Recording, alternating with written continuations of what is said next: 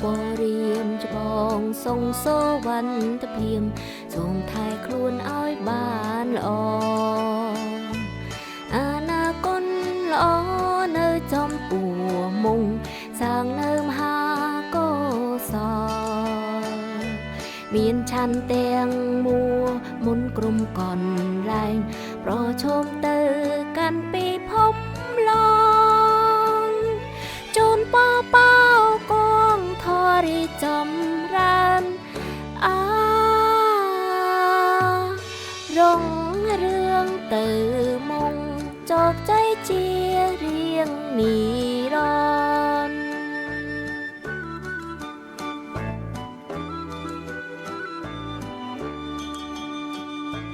ជូនពរៀមច្បងសងសវណ្ណភៀមសូមថែខ្លួនឲ្យបានល្អ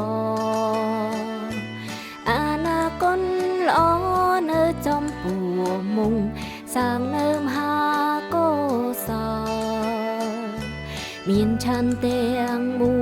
មុនក្រុមកនលែងប្រឈមទៅកាន់ពីភពឡងជូនប៉ប៉ោ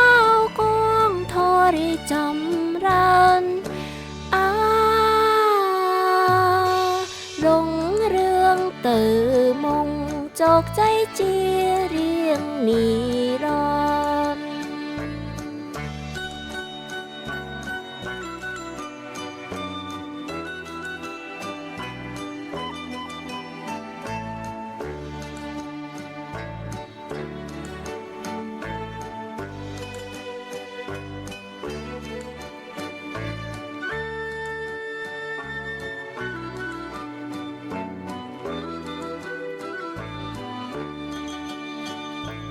ជូនពរៀមច្បងសងសវណ្ណភៀមសូមថែខ្លួនឲ្យបានល្អអនាគតល្អនៅចំពោះ